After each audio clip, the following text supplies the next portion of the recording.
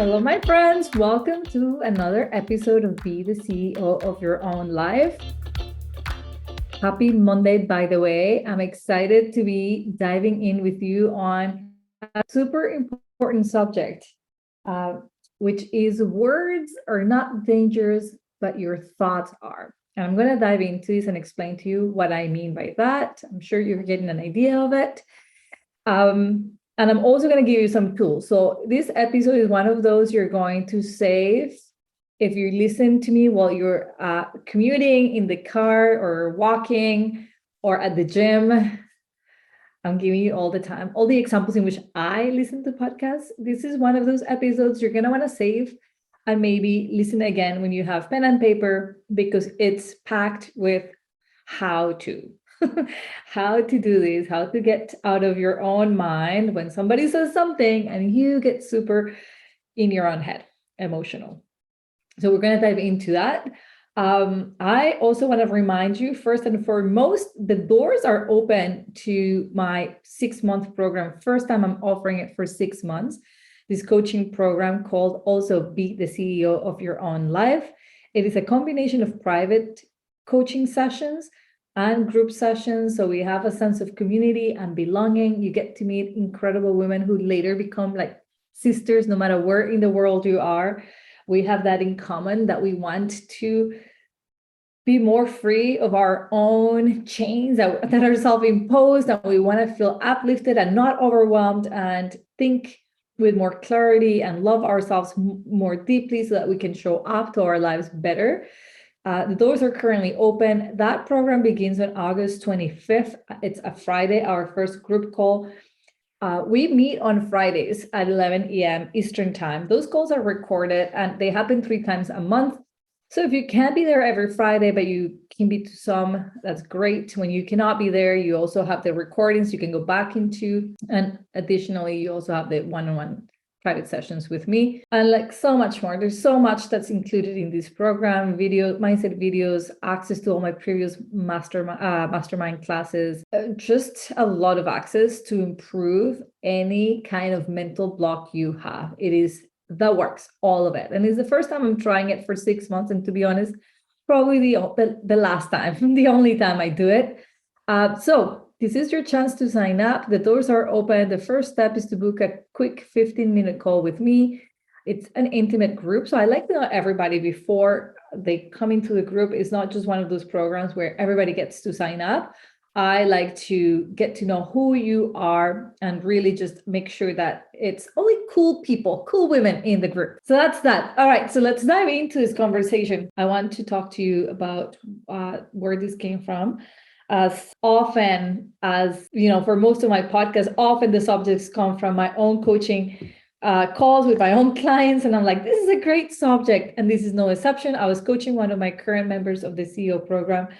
And she said to me, for years, I've been afraid of small talk. I've been afraid of going to social interactions where I'm going to have to talk to people. And it just hit me. She's been in the program now for 6 months. She is in the 1-year program.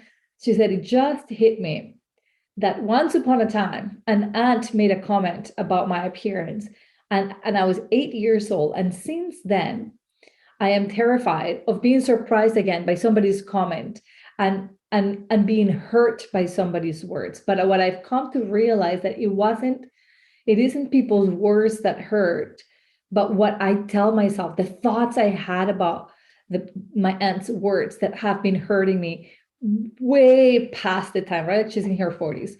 So I thought, what an incredible insight. Another reason why I love coaching, or the main reason I love coaching, is all the self insights we get to have. But also, I love that sentence. Words are not dangerous, my thoughts are. And it's exciting because what she's done is she became empowered. Rather than feeling like at risk of receiving words, she now feels empowered to choose the kind of thoughts she wants to have about people's words so that she can't be hurt. Isn't that amazing? I thought it was. And so that's why I decided to give you this episode on the subject of words aren't dangerous, your thoughts are. So welcome to this transformative episode of I think I'm going to call it that. Words aren't dangerous, your thoughts are. I am Olga, your host, and today I'm very excited, honestly, to be with you on talking about this subject. If, by the way, listening to this episode has an impact for you, please share it with somebody else. Please, please, please send it to anybody or everybody you know who you think could benefit from this episode. Throughout this episode, then we will explore how our perceptions shape our reality and I want to provide you with a lot of value, like tools that you can apply in your life right away. That's why I was saying you might want to have like pen and paper handy. And maybe just this first time listen to the whole episode and then you can choose to take notes. But honestly, if you're actually wanting to free yourself from limiting beliefs and negative thought patterns, this episode is for you. And if you're looking for more personalized guidance, stay tuned. Again, to hear more details about Be the CEO of Your Own Life 6-month coaching program, because I'm going to have a special invite for you listening to this episode. All right. So let's start. You know what? I want to start by reading you a quote that I think I've had in all of my presentations on mindset. And the quote says, "We don't see the world as it is, we see it as we are." We don't see the world as it is, we see it as we are. So I don't know what it tells you, but it tells me that we are going to always perceive things from our own lenses, which are then filtered through our own thoughts, our own beliefs, our own interpretations, our own assumptions, right? So although you might see the same scenery that I'm seeing, we might see it slightly different because I have my own biases, my own perceptions, and you have your own. Does that make sense? That's why I love that quote. Okay, so let's start by understanding the power of perception. It's often said that perception is reality, and indeed, how we interpret the word we encounter can profoundly impact our own emotions and actions, right? I think that this is something that we know for sure. When I think of the quote that I just shared with you, I often think of when I'm coaching my clients, they're coming to the sessions telling me, this is it. This is what happened. My husband didn't care about me, or they meant to put me down, or my boss had nothing else in mind but to, I don't know, put pressure on me. And that's their whole perception of what happened. But they believe it to be true, even though there might be another possibility of what happened, right? So I hope this episode kind of opens your mind to the idea that you see the world as you are seeing it, and like put some doubt into your own perceptions so that you can question whether or not your mind is giving you accuracy or just biased thinking. So words, whether they're spoken or written, carry no inherited power by themselves. Like words on their own have no power, but it's our perception and our own assumptions of the words that determine their impact on us. I experience this so much, and to some degree I still do, with English being my second language. I feel that at first you could say bad words to me and I wouldn't be offended, right? Because the thought in my head is like, I don't understand what that means. But the moment you assign the meaning to words, then that assignment of the meaning is your own interpretation, is your perception, and is what determines if that it's impactful to us or not. So the first step towards transforming is understanding that we have control over how we internalize words. This is so empowering for you to know. You have the power, to internalize words positively, negatively, or in a neutral manner. So for example, one of my clients was telling me that after talking to a coworker who was in a really bad mood, and this person just went off high end, telling her all kinds of things that were like, you do this, you are this. And my client was able to see through the you pointing at her and realized these words are neutral. And she took nothing home. Nothing was personal to her because she was able to do this exercise. So that is pure power. Another client of mine told me, life feels like it's so rocky right now. It is so chaotic. And yet I feel at peace. How can I be at peace in the middle of chaos? I tell you how. She's interpreting the chaos not as an internal battle. She's having thoughts about this chaos that allows her to still stay calm. You tell me if that's not empowering. That, my friends, is why coaching is so key. So key. So I'm going to dive into your first tool. How do you begin to then So the first step, honestly, to understanding what I'm saying is whenever you feel hurt by somebody's words, to really notice what it is that you're telling yourself about those words. And haven't you had the experience that often they didn't say anything hurtful at all? Like there is no bad words, swearing, there's no putting down, there's no name calling, and yet you feel awful? We interpreted those words in an offensive way. And we say, well, the tone of voice must have meant something. So, it's not just the words, it's like it's everything that we use to make those interpretations. So the first thing that I want you to pay attention to is obviously becoming aware of your emotions as you're having conversations with people. And to remember that it's not the words being said, but what you're thinking about the words. And that's what I find is most complex of this exercise, is to gain awareness over our thoughts over the words. We get so caught up on the words that were said, use this word, that was hurtful. But if you really pay attention to what was hurtful was your thought about that person saying those words to you. So the first tool is called the mirror technique.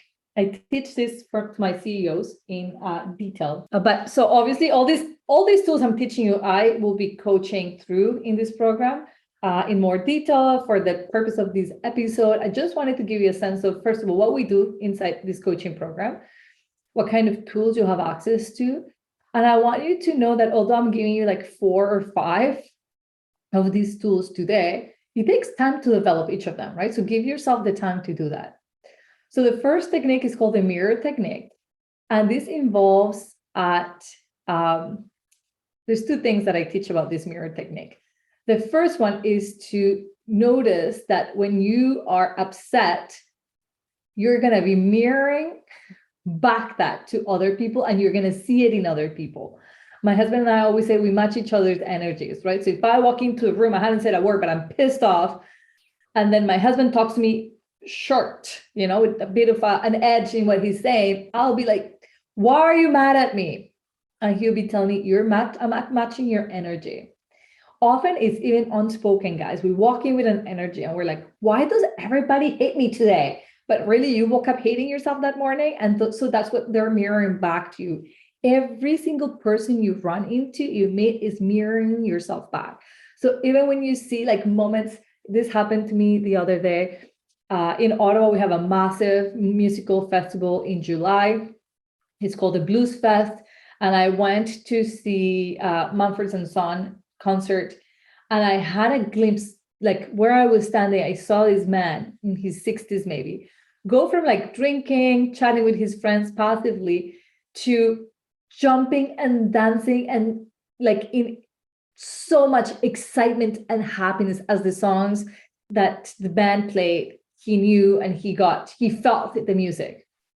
And obviously, guess who else was feeling the music? Guess who else was getting excited? Guess who else was feeling me, right? And so I just picked one human to focus on, and he mirrored back to me what was inside of me. So it was the most joyful moment of my entire concert, was to see this man kind of mirror back to me a feeling I was also having. That's one aspect of mirror work. Okay. And that what that does is just make us feel self-aware that sometimes what we see in the other person is coming from us. And similarly, sometimes we're like, why am I being so edgy with this person? Maybe you're mirroring back that to them of who they're being. The second part of this mirror technique that I find is very helpful. I think Mel Robbins talks about it. She calls it a high 5 technique. This is like an old technique that is very, very powerful, which is to look at your own image in the mirror and repeat phrases that make you feel good. And like you really embrace the words until they become an integral part of your self-perception. So I believe Mel Robbins says, give yourself a high 5, like, yes, you're doing well. You could also use words like, I am worthy, I am enough, I'm capable. Anything that you think will help you affirm positively what you want to start believing about yourself. Why will this matter? Is because, remember, what we're trying to change here is your inner dialogue. Because what you think now is dangerous is the words of others. But truly what is dangerous is the way in which you talk to yourself, your inner dialogue. So by starting on random days, not when you're hurt, but on random everyday opportunities, you can start by telling yourself, like putting into your own inner dialogue, into your own unconscious, feelings that are empowering towards yourself. Like, you're badass executive. You know, like, what was I reading the other day? I love so much. I have a list on my computer that I read. This one gave me so much joy because I'm receiving applications, I'm meeting with people who want to be in the program. And it's totally normal to go through doubts. Like, is anybody's gonna sign up? Will anybody want to have coaching? And so this I wrote a while back, and I love it. I go back to it, and I would just say to myself, even if I'm not looking at myself, but I just love creating thoughts and beliefs of confidence versus doubt. So the one for me was, the right people will be called to work with me. They're coming. I can trust that. They're coming. You're coming, right? You're listening to this and you're saying, hey, Olga, I want to work with you. It's one thought I can have in my inner dialogue. I could choose another one that is less empowering. And so I also have emotions that are less empowering. So that's your mirror work. And it's got two kind of options for you, both equally important. The second technique is on discovering limiting beliefs, unraveling limiting beliefs. I explained to you in the episode past what are limiting beliefs. If you missed it, go back into it. This is the core of what we do in mindset coaching. All I'm trained for is to hear for limiting beliefs, detect them, and help my clients change them. Our brain is filled with limiting beliefs. That's why my 1 week workshop is called Detox the Mind from limiting beliefs. And then my next program is the 12-week program. It's called Reset Your Mindset. From what? Limiting beliefs. We're going to reset. We detox, now we're going to reset. And then be the CEO of your own life. This is when you really get to own the capacity you have to explore on a regular basis your thinking and to clean it for good, you know? So this step is noticing limiting beliefs. Limiting beliefs are like heavy weights that hold you back from reaching your full potential. And I want to remind you that we don't live up to our potential. We live up to our own identity. So if you identify every morning as a woman who quits, as a woman who can't do hard things, as a woman who is weak and fragile, as a woman who can't go to social events in case she's going to get hurt by somebody's words, you're going to live up to that. So discovering your limiting beliefs allows you to raise your own vision of yourself. Like, hold on, that's a limiting belief. I don't have to be the shy woman. I can be something else, right? So by discovering your limiting beliefs, you can release your self-imposed limitations. So you're asking yourself, okay, that's a great step, but what is the tool to become aware of my limiting beliefs? And that is thought awareness. This is what I teach in every single one of my programs. This is what I do when we're meeting for your personal coaching, is helping you create thought awareness. So a question I always ask my clients when they're describing me something, any problem or any challenge, like, I want to go to those work meetings where there's only men at the meetings, and I feel that they disregard everything I say because I'm a woman and I have to be so logical and make so many attempts to talk because they will cut me off or they won't think of asking for my opinion. And I want to show up to those meetings really prepared and really confident. The question I first ask them is what are all the thoughts you have about these meetings? They're they don't care about me because I'm a woman. They're going to discriminate me because I'm a woman. I have to be really manly to show up to those meetings. All those thoughts is what I care about. Because by becoming aware of those thoughts, we can then realize how my client is showing up to those meetings and why she feels is more uphill. I'm not taking away what's actually happening, but the reality is the reality. But our thoughts add to that reality and either make us feel really empowered or really disempowered. So practicing thought awareness by paying attention to your inner dialogue throughout the day. If you don't do this already, I suggest you do. Have a notebook handy on your desk that is only for you. And the moment you feel heaviness, and you know what I'm talking about, I'm going to that meeting and there's a sense of dread or anxiety, I have to go meet with these clients, I have to put up this presentation, and you feel a feeling of heaviness, think on paper, thought awareness, whether you notice a negative thought or a negative emotion, ask yourself, what am I thinking about? Pause and ask yourself, what am I thinking about? Write down your thoughts. And your second step to this is to validate or disprove. Is it true that nobody cares about my opinion because I'm a woman? Is it true? Or could I be wrong? Could that be an assumption? What is the evidence I have? Challenge yourself to find evidence that contradicts your limiting beliefs. And if you can find the evidence, say, okay, so that is the truth, but what thought do I want to have about that reality? So you're going to become self-aware. You're going to take notes as you're feeling heaviness in your body. You're going to write it down, what it is that you're thinking, and what it is that you want to think about. You're going to disprove or believe, like that is the actual truth. I want to feel this way. Or you're going to say, like, I choose to feel differently, so I'm going to think differently. This is an incredibly important step to beginning to not feel endangered by people's words or reactions, but just really gaining responsibility over your own thoughts. So thought awareness. Another tool is to replace those limiting beliefs with empowering affirmations. So you can create a list of statements that align with your goals and your values, and you can repeat them regularly or write them so that your subconscious mind boosts your self-confidence. This is different from just like mantras. These are very well thought out beliefs that you want to have about yourself. I call them empowering affirmations, but they're a belief list. They're beliefs that you want to have about yourself. I read just one for you where I said, when I'm opening the doors to my coaching programs, I want to believe and feel like it's a belief that I want to have that the right people are coming, that they're just around the corner. They're here for me right now. So what are those beliefs that you want to have around these meetings at work, about your ability to just set clear boundaries with, your starting day and your end day of work? What are the beliefs that you want to have about yourself as a woman who's a mom and also a professional? I have that handy. Like, it's empowering to read them. Like, I am the most balanced mom and badass executive that there is. I love those thoughts. Like, I struggle, and I think as most of us, when we become new moms, with that balance. Like, what does that look like? Suddenly, we feel that there is something we care deeply about that is not just work. And we feel guilty that we are not showing up to work like to 100%, that we now feel like, hey, hold on, there's another priority at home that I don't want to miss on. And I don't also want to show up to work like I don't care.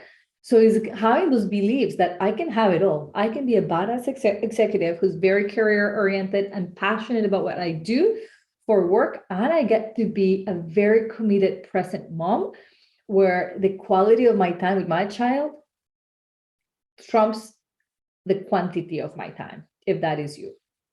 These are beliefs that you can totally hold about yourself. So it's kind of fun to start thinking of the beliefs that you want to have, right? So as you navigate through your own personal growth, because this is a journey, guys, I don't love using that word so much, the journey. I think it's so overused, but it's true. In this particular case, cultivating a better way of talking to yourself, increasing your confidence, it's all about a process. And it's crucial, so crucial, you guys, that you are patient and kind to yourself. You have to embrace your imperfections and the mistakes that you're going to make along the way, because this journey takes time. And I have clients who have been coaching with me for 5 years, and they're like, I'm still learning. I'm still becoming self-aware. And I tell them, yes, we're just like shaping you even more. It's just fun. So do all of these steps with self-compassion. Even if you do find yourself having a lot of negative assumptions about somebody's words, and then you notice that that's what you did, don't beat yourself up. Just like notice, oh, I've done that. So I'm going to add this as a step, you guys. Cultivate self-compassion. Be kind to yourself. Rework the words, re-say the words that you tell yourself. Like, you know what? I just called myself an idiot because I forgot to change the title of my presentation, and like, we're right here. And how can I make those mistakes? Those tiny little mistakes you make at work that just drive you crazy, that you can't let go of because you're like, that wasn't perfect. That wasn't perfect. You just choose to focus on that little detail. Choose self-compassion. how could you use self-compassion in those moments where you can change that inner narrative? Because then if they offer you feedback, you can actually accept it from a place of growth, not from a place of like, I screw up. So I highly suggest that you practice cultivating self-compassion. And as a tool, have self-compassion breaks. There is such a thing as a self-compassion break, especially when you're facing a setback or experiencing self-doubt. Take a self-compassion break. Acknowledge your feelings, find yourself, remind yourself that everybody faces challenges, and offer yourself some words of comfort and encouragement that you would maybe offer to a good friend, right? So have yourself those breaks. Like, I remember how I made a big mistake at work where I sent an email to a whole bunch of stakeholders, and I sent that email without BCCing, CCing everybody's email. So everybody could see everybody's email. And that's a breach of confidentiality. At least it was in my previous job. And I was made aware of the mistake. And I remember feeling like a total fail. I am a failure. I can't believe I didn't think of this. I just didn't think of it. And it just bothered me so much. I didn't purposely make a mistake. I made a mistake, period. But my brain wouldn't let it go. In those moments, if you can relate to those moments, you need a self-compassion break. What does that look like? I'm going to go, for me, I need kind of movement in that break. So I'm going to go for a walk. I'm going to feel my emotions. I understand what the brain is trying to do, make me feel really guilty about the mistake I've made. I'm going to feel all my emotions. But ultimately, I'm going to offer myself compassion. I'm going to try and process this, feel my emotions, and then remind myself that I didn't do it on purpose, offer myself some words of compassion that I would have used with a friend. Like, don't worry about it. You made a mistake. Now you learned that this is not going to happen again. That one helps you so much when I make a mistake. No worries. Take note. And this is not going to happen again. I've learned. So that's a self-compassion break. So I hope this was helpful to you. I don't want to extend on too much. What I would say happens in our coaching sessions mostly is that I remind people to change that inner dialogue for a more compassionate one. I feel that practice we need to be reminded of so much, and it sounds so simple, and yet I feel that most of my clients battle me on this one without knowing that they're battling me on it, because they're used to being tough on themselves. And so cultivating self-compassion is big part of what we do, as well as creating that thought awareness. If you're not aware of how you're thinking, when people tell you words, you will always think that is the people's fault, their words. And I'm not saying there are not moments where we can address the words and the way in which somebody talks to us. Of course, there's room for that. You don't like the tone, you don't like the words that they use for you. You can set those healthy boundaries. But it is so important that you also understand what thoughts you're having about them. So you could have a thought that says, oh, this person is upset and is talking to me in a way that I don't accept, versus like, this person hates me, right? It changes everything. So I really invite you to sort of grab these tools and notice how you can begin to change that inner dialogue. I hope you feel inspired and eager to accelerate your own empowerment. And I truly hope you consider joining me inside Be the CEO of Your Own Life for 6 months of coaching, because I would love to provide you with personalized guidance, support, accountability towards your personal development goals. And as your mindset coach, I will partner with you. We'll delve deep into your own thought patterns. Something else my clients keep telling me, like, they're so aware of thinking patterns now. And you know what happens when you become aware? You can't pretend that you don't see what you see. So there's change. You force yourself into change. And also what happens when you identify all your limiting beliefs is that in the context of coaching, in the CEO, I help you implement personalized strategies so that you can continue to break your own thinking patterns and do something instead. This is what we lack sometimes doing the work on ourselves. We identify the limiting beliefs, but then you're like, and what else do I offer my brain? You kind of need a thought guide to help you think again. I don't introduce new thoughts to you. I ask you questions where you come up with your own clarity and your own newfound sense of self-awareness. That all comes from you. So if you guys are interested, and I'm doing this for you people here listening to me only, I am not announcing this anywhere else. I'm still going to give you 15% off if you sign up this week. Now go tell your friends.